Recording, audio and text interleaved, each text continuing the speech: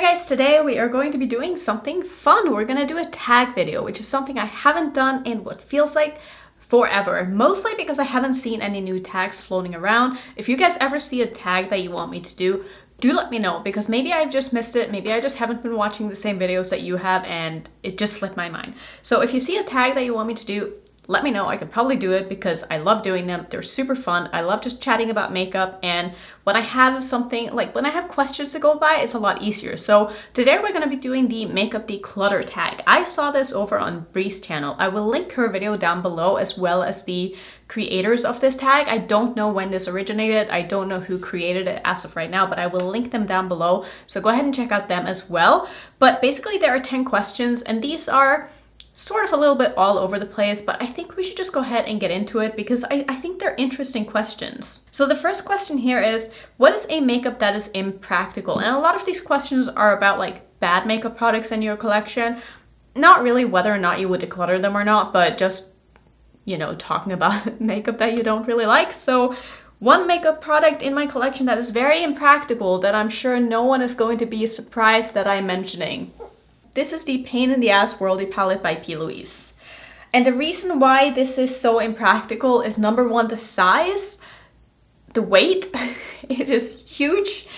And just, oh my god, the bulkiness of this packaging is too much for me to handle. It's such a beautiful palette. Like, it is an amazing palette. I love the quality of this. I will never get rid of this palette unless it expires. I think it's stunning.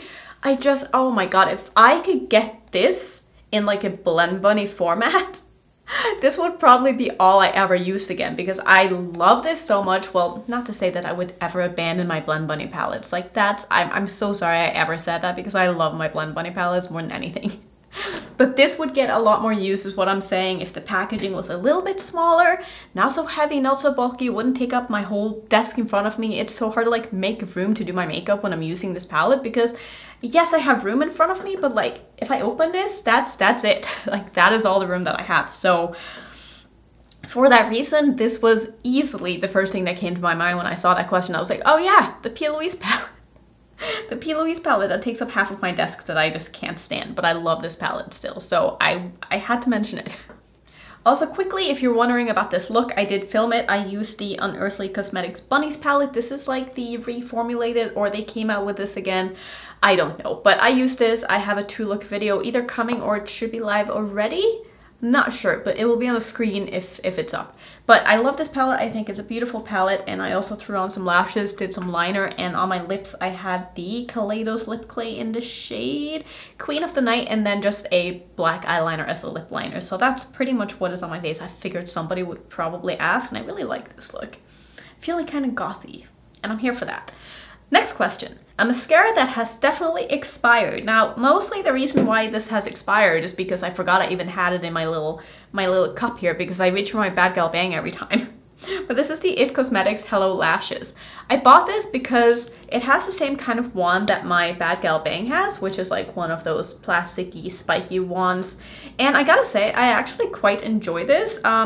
It's not as good, I find, as my Bad Gal Bang, which has just always been my favorite. I love that mascara. I've been buying that one, and pretty much that one only for maybe 3 years now, ever since it came out. Like, I honestly think that mascara deserved to have a brand trip just for the launch of the mascara. Like, it really is that good. But this mascara was nice as well, but I've had this probably for a year now. I'm actually just gonna chuck it in my bin because this needs to go. I don't need to have this in my cup anymore because I haven't used it in a very, very long time. But like I said, good mascara if you want to try. I would definitely recommend it, but I haven't used it up, and I'm not going to because it is way past its expiration date. Next question, a red lipstick that you never wear. And I feel kind of bad for saying this, but honestly, all of them. I'm not really a red lipstick kind of person. I love the look of it, but like I said repeatedly in all of my videos, I'm not a high maintenance lipstick wearer. Like, I cannot stand bold colored lipsticks if I'm out in public, and especially if I am going out somewhere, it usually involves like foods and drinks, and so I cannot be worrying about my lipstick. And I don't know if it's just my lips, but lipsticks do not wear well on me unless I'm just like sitting at home on my computer doing absolutely nothing. Like as soon as I start drinking and eating, like my lipstick is not going to look good. Like that is just how it is.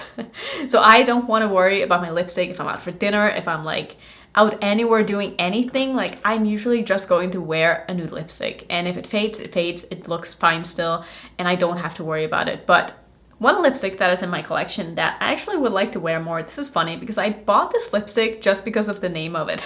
This is from Beauty Bakery, and it's a mini in the shade Cinnamon Churro. Now, if you're new to my channel, my cat's name is Churro. I absolutely love him. He is literally my everything. And this is such a beautiful red shade. And again, it's a mini, so like, I just love that about it. It's sort of like a dark orangey red, but it's so pretty. Like I would still categorize this as a red lipstick personally, even though it does look kind of orange, but it's such a beautiful color. And I really, like I said, I should wear it because it is stunning. But again, if I'm going out anywhere, I will not be wearing it, but I will make a point to wear this on camera because I would like to take some pictures with it. I would like to just wear it around the house because it's really pretty and it reminds me of my cat, so.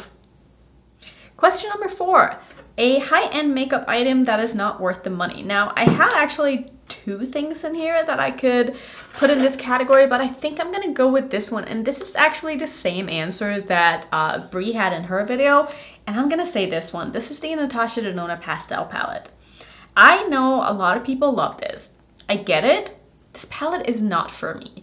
I have so many amazing pastel palettes that I find are much better than this. Now, I do understand that this is supposed to be a pastel palette. You are supposed to be able to do like a wash of color look. It's not supposed to be like crazy pigmented, but like my issue with this palette is that when I look at a palette, I want the shades to appear the same on the eyes as they do in the pan. And I don't find that to be the case with this palette. I don't think that these pastels they're not bad, but they're just not as good as I was hoping they would be. And the shimmers in this, I don't find to be anything spectacular. Like, yeah, they're fine, but again, I have so many more amazing shimmers in my collection that are so much better than this. And even this one appears a beautiful kind of iridescent red duochrome, but like, look how chalky that is. Like, even if I really dig my finger into it, like, it is so kind of just dry and like, it just doesn't look that great. Like, I'm gonna swatch it here and like where is it? Like, I really dug my finger into that and I can barely see it. Like, that's how sort of weak it is. Like, you can see it better on my finger than you can on my hand because it doesn't really transfer to like a swatch. So I don't know, like I don't find this palette to really be worth the money at all. And at least it's not one of her $129 palettes because it is the smaller pans. But if you like it, that's great. But I definitely regret buying it because I don't see myself really ever reaching for it. Even though I like the looks that came out of it, I had a decent time playing with it, but I haven't used it since, and I don't foresee myself being like, hey, I want to do a pastel look today, let me reach for that. No, I'm going to reach for something like what I'm wearing today, which, I mean, this has pastels in it. They might not be as pastel, but even so, I would reach for my Blend Bunny Primal palette, which is the new one they came out with. Like, this top row of pastels here, they blow the Natasha Denona formula out of the water. Like, these are so much better, and I don't understand. I don't get how people like it. Maybe if it's your only pastel palette, that's great, but for me, it just wasn't it. Question number 5, a drugstore dud. It took me a little while to get something for this because you probably know I don't buy a lot of drugstore makeup. Most of the drugstore makeup that I have, I've been sent in PR from Wet n Wild. I don't know what it is about me and drugstore makeup, but it just doesn't really appeal to me. Maybe I'm just a bit of a makeup snob. Like, I really enjoy nice packaging, and it is something that is on my mind and something that I keep in mind for myself when I buy makeup, because I don't want something that feels cheap when I know that I'm not going to reach for it over something that is just better quality, like packaging wise, in my collection. I know that's like a first world problem, but I'll be honest and say that I am a bit of a snob, so if the packaging isn't there, like, I'm probably not going to reach for it, which is just why I don't have a lot of drugstore makeup.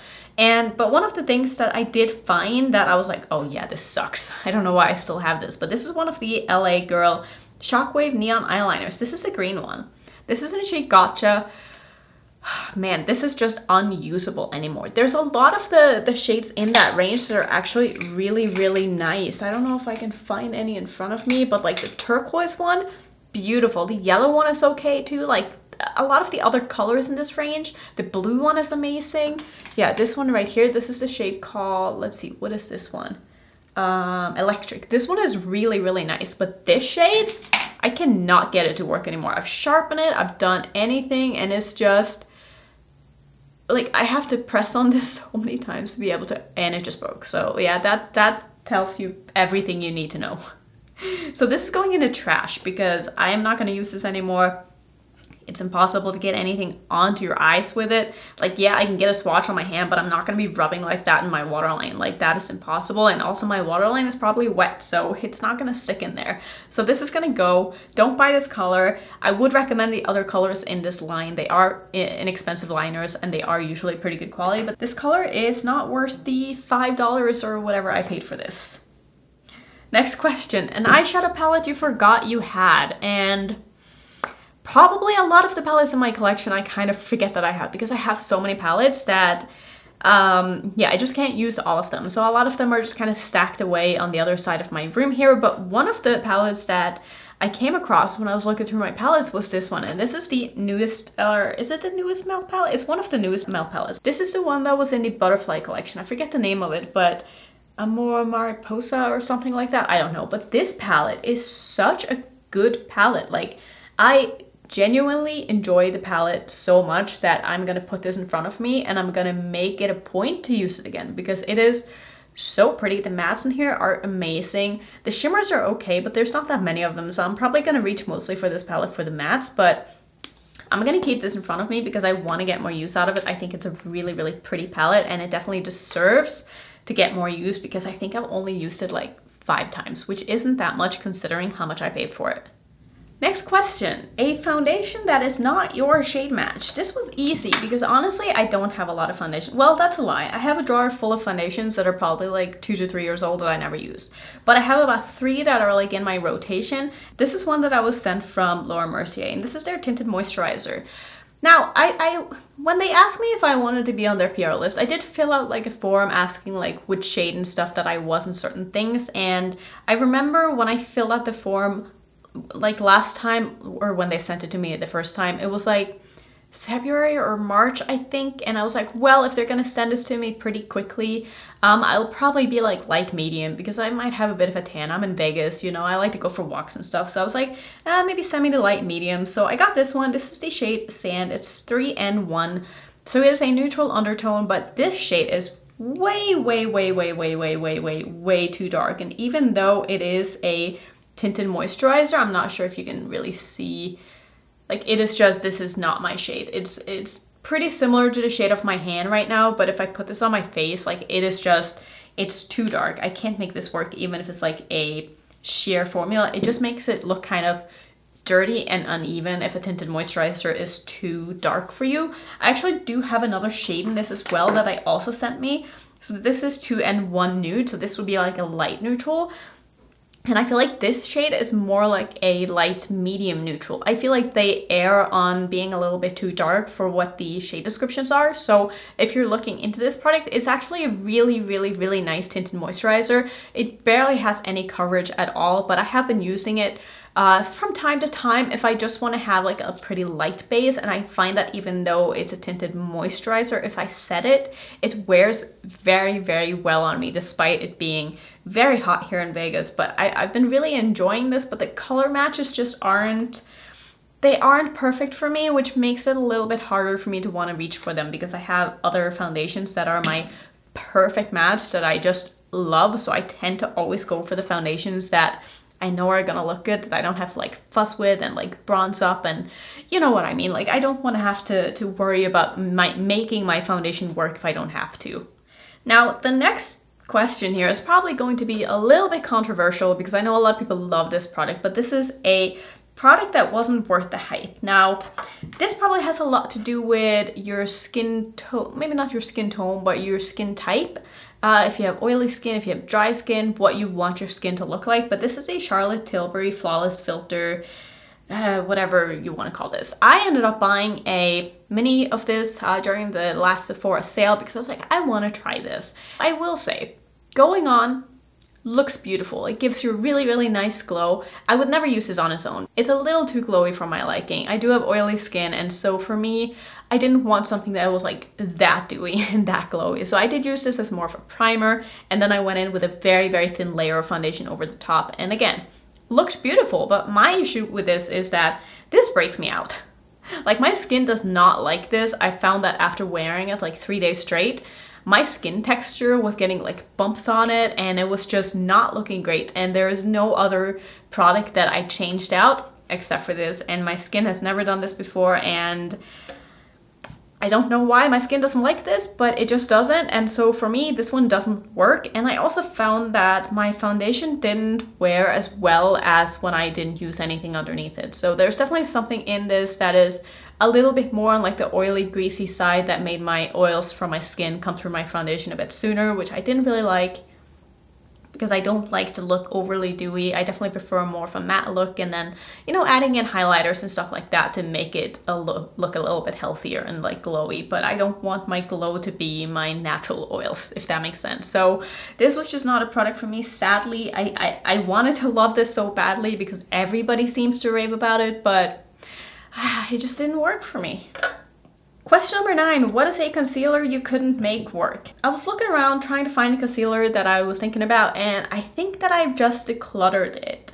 And this is also a product that I know a lot of people loved, and this is the Juvia's Place concealer. Also the Uoma concealer. Both of those concealers creased so badly on me, like so badly. So I could not for the life. I tried them both so many times, and I was like, why do people love these so much? I don't understand. Like, it gave me the worst under eye lines, and setting it didn't help it, not setting it didn't help it. It just did not work for me. I used the Juvia's Place concealer as a cut crease thing for a little while, but then I kind of stopped doing cut creases, and I was like, why am I keeping this? Like, this is stupid. So I've decluttered both of those. I don't have them in my collection anymore because they just didn't work for me. Like, makeup is so it's so dependent on just your skin, especially when it comes to face products and complexion products. Like, something that works for you might not work for others, and something that works for others might not work for you. And it's just it's not because they're doing it wrong or you doing it wrong. It's simply just because your skin it just doesn't work with the product. And, you know, sometimes that happens, and it's nobody's fault. It's just how it goes. So yeah, those concealers did not work for me. I have a concealer now that I absolutely love. The one that I've been using lately is the one from Lancome. This is the Teint Idole Ultra Wear All Over Concealer. This is a beautiful concealer. I absolutely love this. It's the perfect color for me as well. It's basically my skin tone, and it looks beautiful. Like, I have no issues with this. The only thing that I don't like about it is that when you pull it out, like, the doe foot is quite large and it's quite tight, so sometimes like it'll squirt out a little bit, and like, I don't want to get like concealer on my stuff or my clothes, so I gotta be careful when I like pull this out so it doesn't like go all over. But beautiful product, really enjoy that. Last question, if you had to start one makeup category from scratch, what would it be? And I think I would probably have to say lip products, because when I first got into makeup, I bought so many lipsticks and so many formulas because I didn't really know what I liked. I didn't know which colors I liked, and when I found a formula that I liked, I wanted every single color in that formula, which is such a big mistake. And my lipstick collection, despite having done probably like 4 lipstick declutters on camera, is just overwhelming. Like, yeah, I do get a lot of lipsticks sent in PR, and I'm very grateful for that, but if I could just start over, I would probably only have like maybe 20 lip products across all categories, and I'd be totally fine with that. Like, yeah, do I enjoy having different colors so I could pair with different looks? Like today, like, this is not a color that I will probably ever wear out, but I like the look altogether. I like the look for camera, and I'll probably take a picture of it and stuff like that too, and I'll like the way it looks in photos, but this is not me. Like, this lip color is not me. If you see me out and about, I'm always going to be wearing a nude lipstick, and this is not it. So I wouldn't have colors like this in my collection, probably, especially if I wasn't doing YouTube. If I wasn't doing YouTube, I wouldn't have crazy color lipsticks at all. I would maybe have like one red, one bright pink, maybe a purple, and maybe an orange, and that would probably be it for like colors, and then I would probably only have neutrals or like nudes. So I think if I had to start one category in my collection from the beginning, it would be lips, because right now I just have way too many, and I have way too many products that I know I won't use, and I still have a hard time decluttering them because, again, I am on YouTube. I like to, you know, experiment with stuff on camera, but in real life, I don't ever wear them, and it makes me feel kind of guilty. So that was the declutter tag. Again, like I said in the beginning, if you see any other tags that you want me to do, let me know, because these are super fun to do. Love talking about makeup, and it's nice to have sort of a list of things to talk about. It makes it a little bit easier. So yeah, thank you so much for watching. If you want to see some more tag videos, I definitely have some. I will put my playlist up there. I used to do these all the time. And if you're new, don't forget to subscribe, and I will see you in my next one.